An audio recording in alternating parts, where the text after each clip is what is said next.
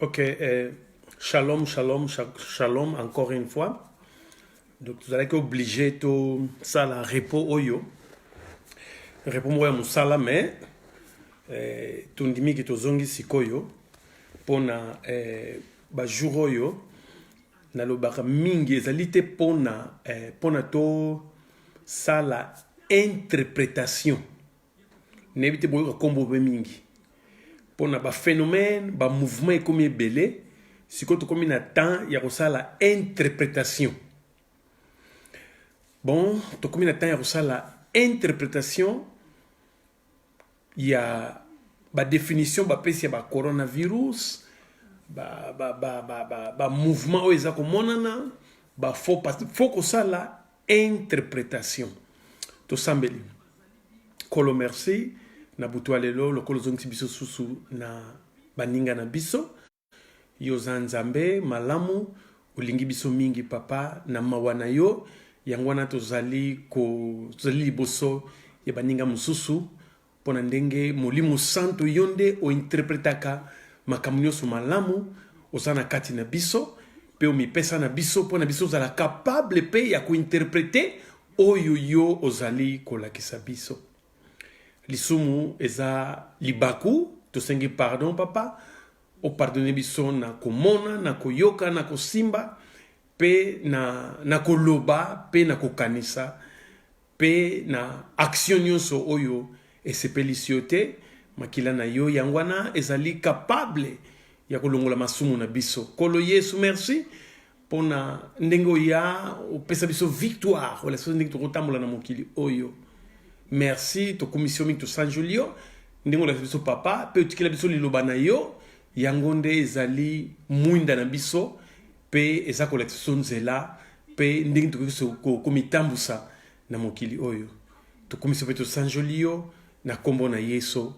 Amen. Amen. Ok, depois destes 30 minutos vamos entrar em português. Então, mas se alguém fala comigo outras línguas podemos iniciar. Ok, tozana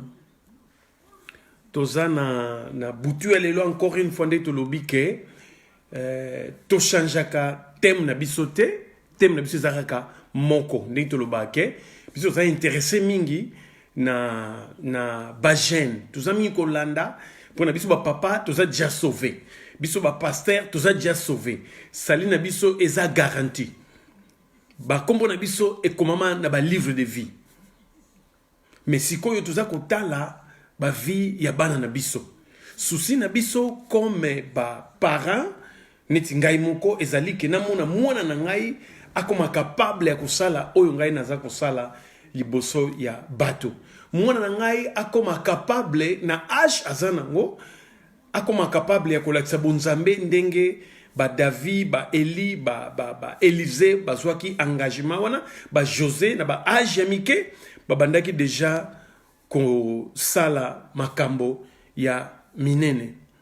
Bon, tolingi ke na butu elelo depois nós vamos falar em português, na butu elelo encore une fois tozonga to interpréter donc lelo na butu na lina loba mingi moya interprétation ya makambo mingi oyo tozali komona na lina loba boye pona tango naza koloba boye na lobelaka batu mingi oyo ya mangala oyo baza ja bakola bauta na bakongo bauta na baafrike baya awa na bana na biso oyo babotami awa na bana na biso oyo baza nanu na Congo. Ngai avana ya awa na Europe na salaka na mitunaka ba question eti boy. Mboka oyo courant ezate, mai ezate, kolia na pasi, misala eza na pasi. Kobala eza pasi. Transport eza pasi. Donc mboka oyo condition basique eza place eza pasi basalaka nini? Réponse na zwaka ezali ke ngai moko ezali ke foto luka bonzambe foto luka spiritualité makasi yango no monaka na ba Afrique na bamboka na biso ya Congo na biso na mboka so Angola na bamboka ba Nigeria batu balukaka bonzambe mingi simanango na yeko mituna. Eu depois vou entrar em português daqui quando acabar de lingalo, ok, Josemar? Simanango na yeko tuna mutuna mususu mboka lokola Europe oyo courant ekendaka te, mai ekendaka te, transport 24 sur 24 heures, billet ezali, kolata ezali. Donc nabani ko mituna basalaka nini na mboka wana? Réponse elingai encore une fois, spiritualité est nécessaire. Sikoyo na yeo comprendre que na Afrique à part que nzala pasi mawa transport internet eza pasi tout eza pasi batu basa ko luka mingi spiritualité to boite mais il faut to banda ko luka misala to banda ko luka to banda ko sala ba business to luka kosala eloko moko oyo ko kopesa biso misala. Sikoyo eloko wana efungola porte munene yango sala ke ba faux prophète babima, ba faux enseignement bima, pe ba faux doctrine enseignement, pe ba faux enseignement babima. Na répéter na sabo comprendre ngai. Lokola tozana problème ya transport, tozana problème ya internet na ba wifi, tozana problème ya courant qui ndaka pamba, tozana problème ba transport. Peuple a mi pesa mingi na spiritualité ke aluka misala, aluka asala, ata business, le mutu a mi pesa azala likolo ya système pe régime oyo gouvernance de l'exabiso. Mais peuple a komi mingi na spiritualité yango epesi chômage eza mingi yango epesi vide wana ke batu bakende ko luka misala na spiritualité, bakende ko luka guérison na spiritualité, bakende luka courant na spiritualité, bakende luka misala na spiritualité, bakende luka kolata na spiritualité. Allez, lokone sali ke ba sali ya mabe babima pe bila kisema be ebima na kati ya Afrique. Awa en Europe tozasko au contraire. Courant ezali 24 sur 24, mai ezali, misala ezali. Sikoyo mutu soki akomi na mboka boye, ataluka spiritualité mutu alembi. Pona nini pona biloko nyonso oyo zana ngo besoin, ozana yango déjà, ale komi ko pesa yo faiblesse pona oluka et spiritualité. Mutu zo travailler, oza kolia bien, ozolata bien. Donc sikoyo spiritualité penza moye se manifester mingi ezate pona okusambela nini. Yoka eloko yo grave na loba. Biloko mingi oyo to sambela en Afrique, a na poto basambela na ngolo susute. Na répéter. Biloko mingi oto fuka melaka genou, ozo sambela pono zwengo na Afrique. Soko mina poto osambela na ngolo susute pona eza déjà disponible pona mutu nyonso. Na se comprendre na point oyo. Eu estava dizendo assim, só estava em português. Muitas das coisas que nós em África dobramos joelhos e fizemos vigílias, aqui na Europa não é preciso. Isso é grave. Repito, muitas das coisas fizemos vigílias em Angola, fizemos jejuns de 40 dias lá na África, mas quando tu chegas na Europa, essas coisas você já não jejua. Porque automaticamente tu terás disponibilidade. Eu não baque yangwana na point oyo ezako pesa difficulté makasi entre na Afrique na papronto zanango tozo enseignement to pesa bana na Europe pe tozana ba difficulté mingi pona tozo enseignement na biso to pesa bana. Pona les deux côtés équilibrés ezate. Côté moko misala ezate, bile ezate, kolate ezapasi, musala ezapasi, ozana tante pono vani sa famille foko luka luka. Côté oyo pe spiritualité za makaste pona nini, mwana za kokola azana nyonso alingi, yozana nyonso, sikoyo spiritualité penza to pesa bana ezate. Yangona batuloko la biso tout ça comprendre biloko, tout ça ko interpréter biloko oyo, tout ça ko beta marteau na mabanga, mitema mabanga, to comprendre message nini oyo, lecture nini, interprétation nini, tout ça ko vivre na tango ya suka. Yoka na tanga mukanda ya Thessaloniciens. Thessaloniciens D, chapitre D, né? D, Thessaloniciens, chapitre D, na verset 3.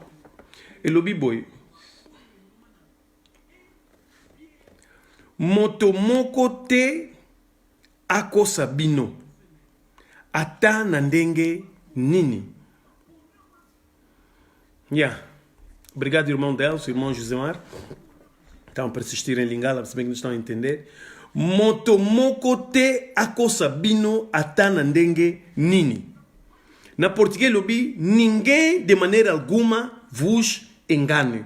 Segunda carta de Tessalonicenses, capítulo 2, versículo 3. E lobi que moto moko te akosa bino ata na ndenge nini. Apôtre Paul aza kobeta marteau. Moto moko te akosa bino ata na ndenge nini. Soki okiti na se, explique makambo ebele. Mais na tanga verset oyo ezali numéro 11. De Thessaloniciens, chapitre 2, verset 11. Teme oyo, liloba oyo na kovandela yango mingi. Toza ko comprendre te, toza ko confondre ba prophéties oya ke coronavirus ezali etumbu nzamba tendeli batu.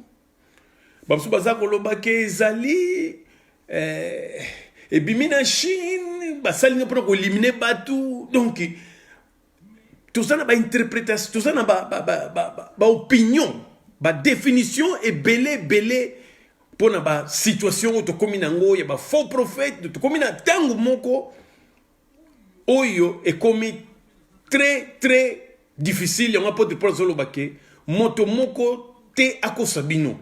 Tango lobi moto moko te ezala pasteur, ezala prophète, moto moko te akosa bino. Yon nangai to sala makasi, to yeba, to sala interprétation ya moment oyo tozali. Ngai naza kobanga coronavirus te, na se na interpréter, na sambe na interpréter, pe na koloba mokolo mosusu, eloko nini oyo naza non, pesa témoignage na ngai oyo nazomona pa makambo oyo. Pe naza ko beta marteau mingi pe trompette na likambo oyo etangemeli entre bana na biso na ba papa na ba disciple basali ba yekoli na basali. Oyo penza ezali te moko ya motuya oyo naza kotika te. Bon, Nengne Sabino, tozota la kaka, les faux prophètes, les faux apôtres, les généraux, les archbishops, les premiers archbishops, les maréchals des armées, tozota la bango. Tozakota la coronavirus, mais awa na deuxième, mukanda mi balé ya Thessaloniciens chapitre 2, verset 11, et le boy. Yango wana, nzambe atindeli bango nguya moko, oyo ezali kobebisa mitema na bango, pe ezali kosala te bandima makambo ya lokuta. Boye, bato nyonso oyo, baboyaka kondima makambo ya solo pe balingaka masumu bakozwa etumbu. Na répété. Yango wana nzambe atindeli bango nguya moko oyo ezali kobebisa mitema na bango pe ezali kosala te bandima makambo ya lokuta. Boye bato nyonso oyo baboyaka kondima makambo ya solo pe balingaka masumu bakozwa etumbu. Na portugais lobi boy. Segunda carta de Tessalonicenses, capítulo 2, versículo 11, diz assim: Por isso, Deus lhes enviará a operação do erro, para que creiam a mentira, para que sejam julgados todos os que não creram a verdade, antes tiveram prazer na iniquidade. Ok. Tuzolo bakaka, tuzotala, o nzambe, ndenga salaka na Egypte, atindaka maladi, batu sikofu batia, ndenga atindaka epidemie wana, ndenga penza batu tinda epidemie sikoyo. Batu bazolo bandenga wana. Batu bazako loba, oh, ba faux prophète bazako bima, ndenga yesu ebisa biso, toboite. Bakobima faux prophète, bazali ba faux apôtre, bazali bangutu bazali. Mais tout ça ko bossa na awa. Na 2 Thessaloniciens chapitre 2 verset 11. Nzambe akotinda opération ya erreur. Boza ko kanga bien, abike nguya moko me na portugais ba ke opération ya erreur, na original zoloba opération moko ya erreur, ya kusala na solo te. Na ba oyo ba boy kondima solo pona ke lokola bazalaki ne sengo ya koyoka mabe bazala kaka na mabe et puis pe bazala sauver te. Bozoka sigelo kwango na tango ya suka soki botangi chapitre mo comprendre eso ba makambo antichrist oyo nyonso baza kondima solo te bakangi mitema nzambe akotinda opération ya likuta. Donc yo lokola oboy na yo kondima ya solo nzambe sikoyo akotinda ye moko opération akopermettre que yo motema na yo nzambe atiki yo ali motema na yo automatiquement endimi mabe pe okorate sali. Yango toza ko yebisa bato mingi. Tango yangoyo. Opération oyo nzambe yemoko mutu asi aloba yango esalama ti ezako salama sikoyo. Peuple congolais.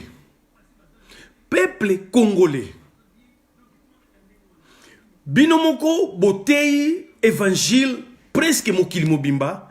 Binomoko lelo bokomi na opération oyo ya likuta ekoteli mitema na bino.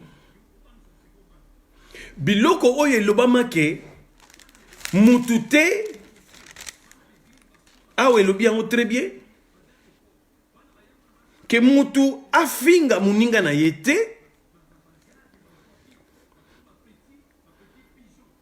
mutu afinga muninga na yete mutu akondane muninga na yete pona nini jugement ekomi prêt na livre ya Jacques chapitre 4 verset 7 ti na verset 9. Bomi fingaka moko na moko te pona bozala condamné te.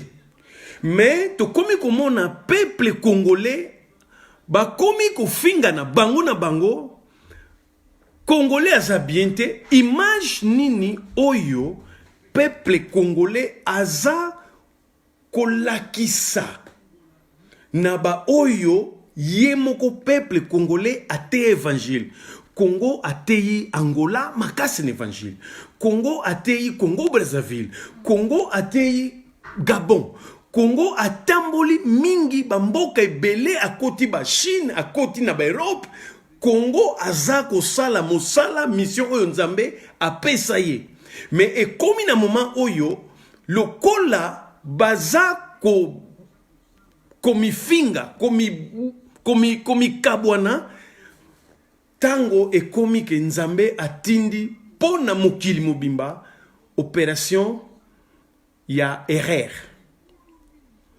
Opération oyo ezali nzambe azako permettre yango mitema ya bato tozalaki defendi tozalaki nzambe onako défendre biso lokola toboyi kondima ale kotinda wana elingo bateke nzambe mutu atindi yango elingo lobake nzambe a laissé, à permettre erreur, opération ya erreur ou ekoti sikoyo, opération erreur ba faux doctrine, ba faux pasteur, ndenge. Donc apôtre Paul, Saint-Esprit awa azaka ko interpréter oyo na mozindo sikoyo oyo kolo Yesu aloba.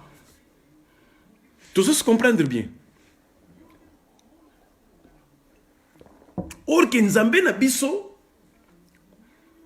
soki natalie asukisaka kaka ndenge abandaka.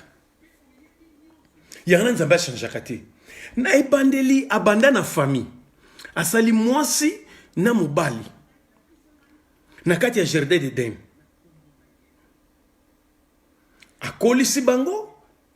Na tango ya suka oyo sotali na révélation na apocalypse. Eza pe kaka ndenge moko. Azo suka kaka na famille.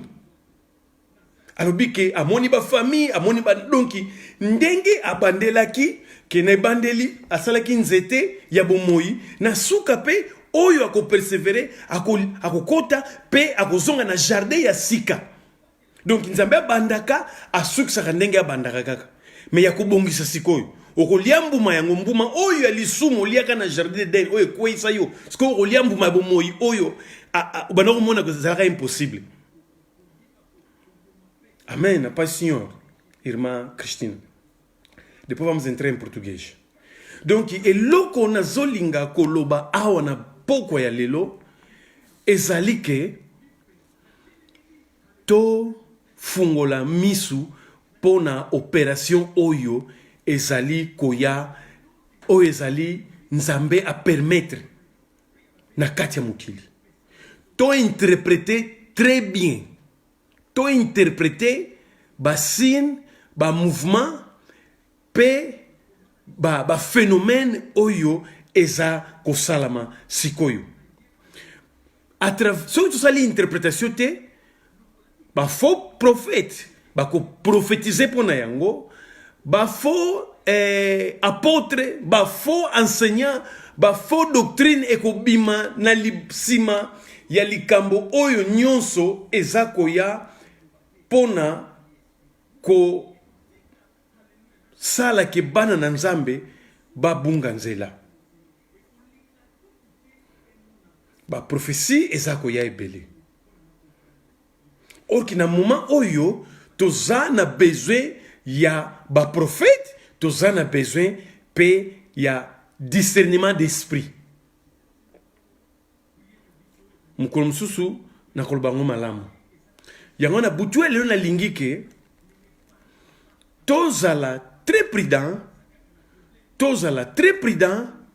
na oyo nyonso toza koyoka na oyo nyonso toza komona na oyo nyonso eza koleka na tango oyo tozali kovivre. Tozonga kokangama ndenge nalobi nzambe abanda na famille pe akosuka na famille.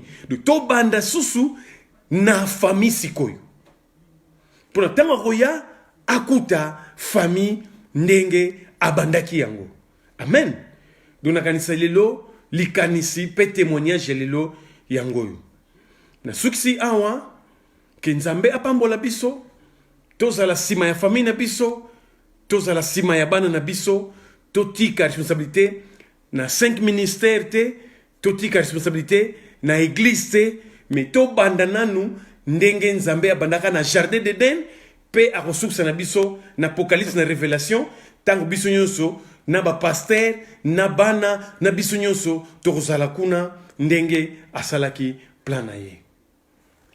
Amen. Papa tokumisi yo na butu ya lelo tosanjoli yo na manso oza kosala na kati na biso. Merci papa oza nzambe otikaka biso te. Merci mpona liloba na yo papa. Merci mpona oyo oza kolakisa biso na butu ya lelo.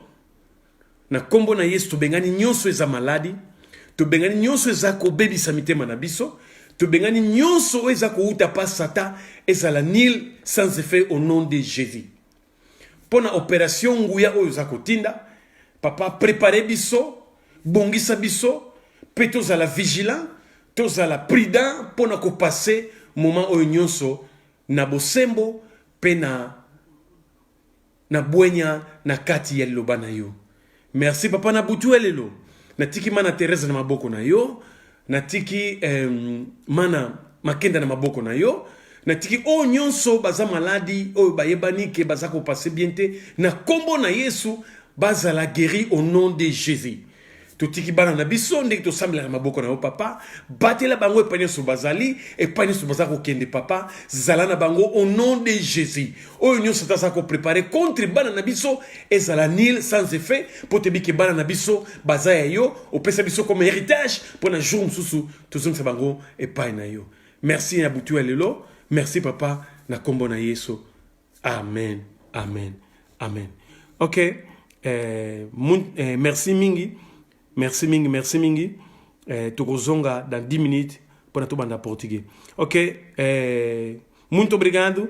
Daqui a 10 minutos estaremos de volta que é para falarmos em português. Brother David, thank you very much. I'm so glad, but if you want to talk to me, you can ask me a question. I have a 10 minutes and we'll start again in Portuguese. If you have any question about what I'm talking about, you are my brother. We attend the same... And you can talk to me. I'll explain to you what I'm talking about. I'm just talking about 2 Thessalonians chapter 2, verse 11, that God is sending operation called operation of error. That sent from God. The way many people are prophesying that coronavirus coming from God. But I'm talking about we forgot about it, that we know also God is sending his own operation. You got it about it, and I believe all this we're going to explain to you. Thank you very much. After 10 minutes, I'll be back for Portuguese. Bye.